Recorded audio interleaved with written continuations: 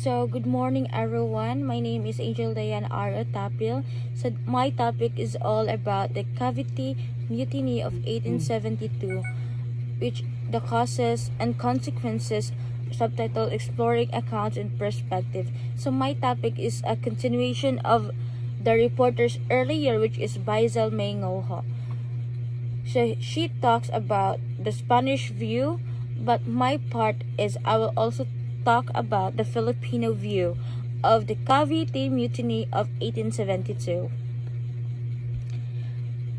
At the end of the lesson, you'll be able to examine the cause and events of the Cavite Mutiny, analyze the reactions of Spanish authorities and consequences for Filipino leaders. Third, compare the accounts of Pardo de Tavera and Plucio with the Spanish narrative.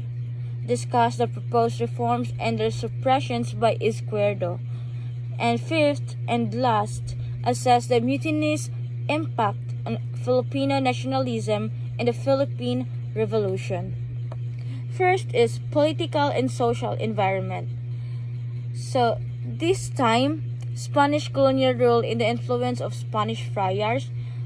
So, sa panahong ito, maraming mga Spanish ang nag-lead o ang namuno sa panahong ito, particular sa lugar ng Cavite Arsenal. Growing frustration among Filipinos due to repressive policies and lack of political rights, the educational decree from Madrid reformed schooling and reduced friar control.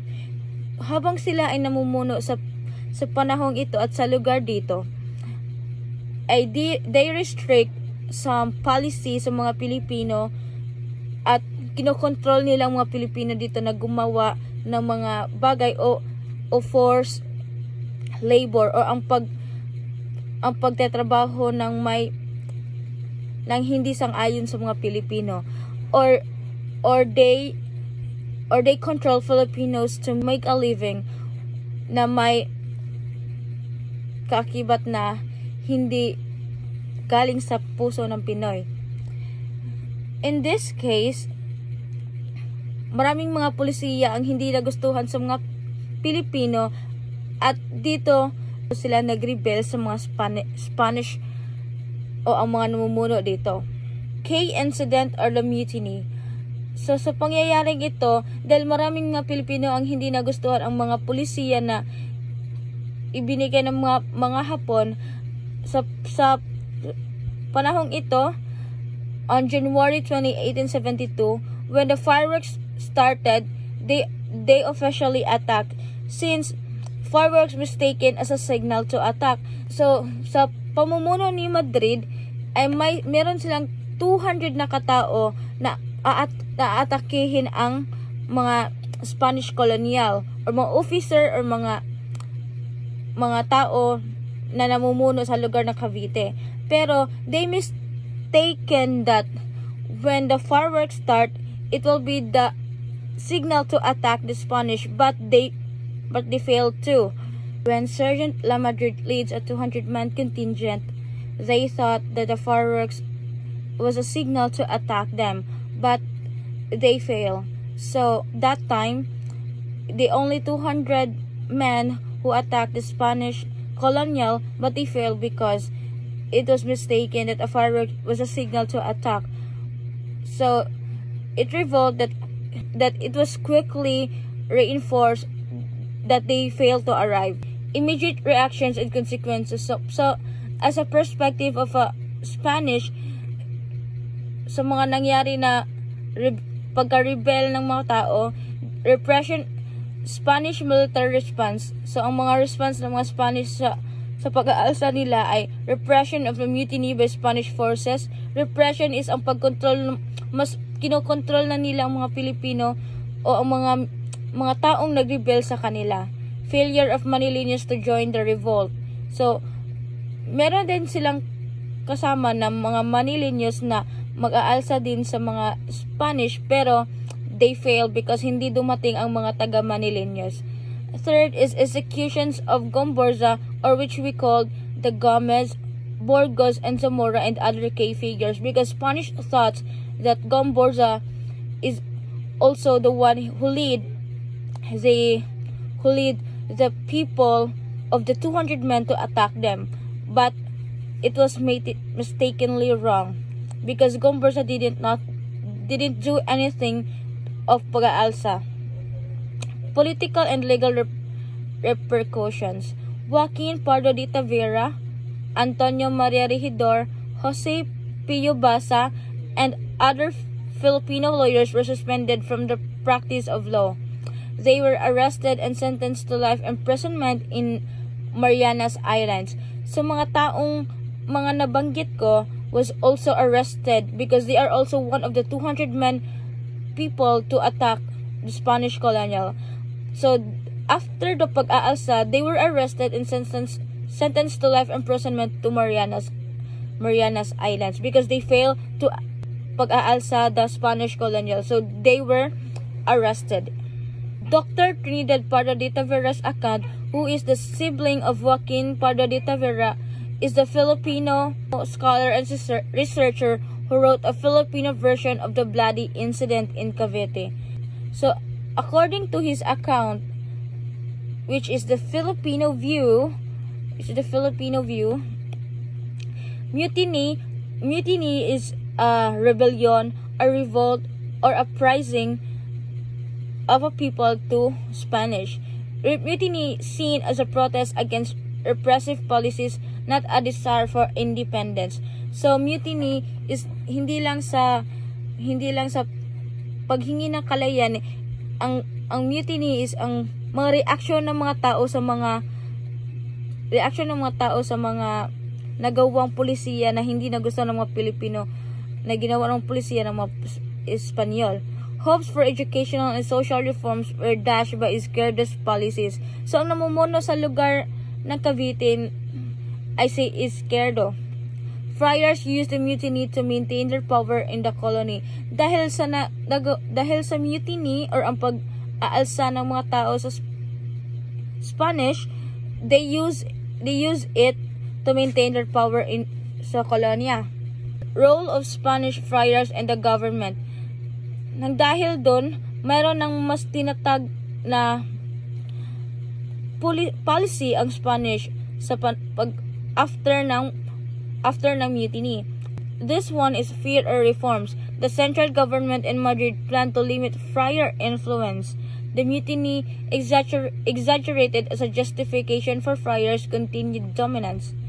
For the Izquierdo's policies, restriction on educational reforms including the cancellation of the school, arts, and trades. So, mas pinapalala ni Izquierdo ang polisiya pagkatapos ng pag-aalsa. They restrict some educational reforms. Kaya kinakancel ni Izquierdo ang mga lahat ng bagay about the School of Arts and Trades. The imposition of harsh military and labor regulations on Filipinos. So after ng pag-aalsa, he implemented that all Filipinos will be in positions for a labor force or labor regulations on Filipinos. So mas pinapalala ni Izquierdo ang panahong ito. Mas maraming mga Pilipino ang mas nagalit o kaya wala silang nagawa sa kaniyang pulisiya. Edmond Plusio's account. This account is talk about the proposed reforms or proposed.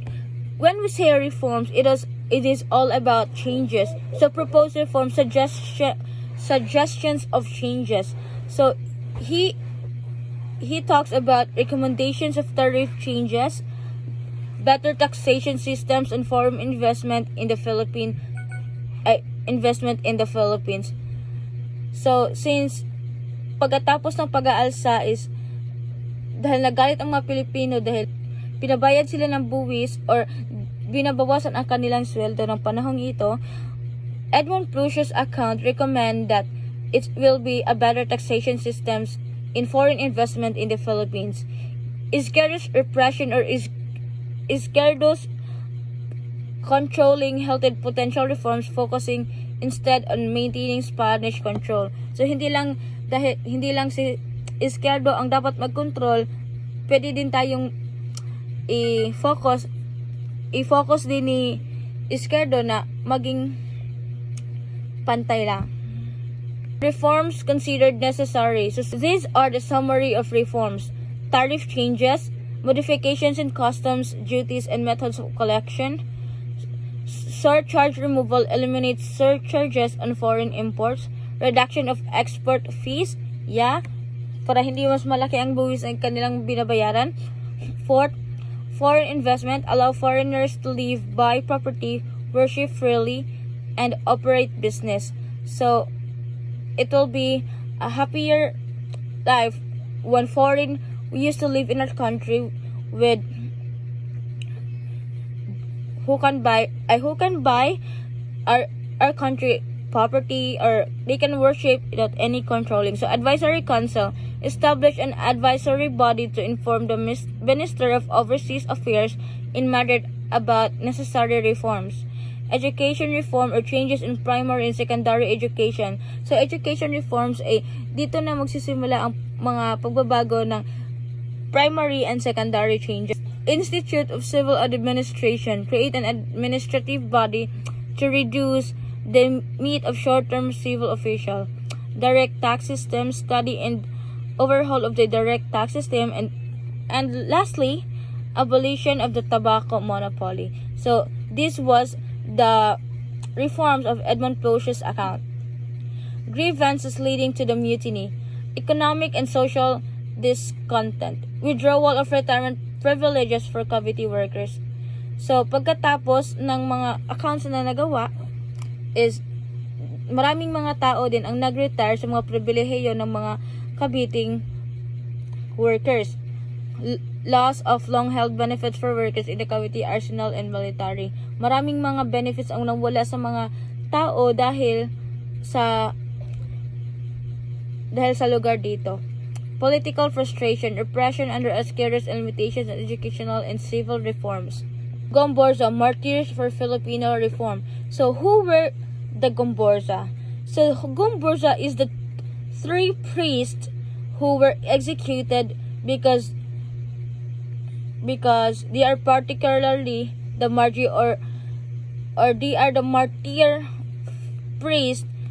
They are martyrs that they are wrongly accused that they are the one who lead the 200 men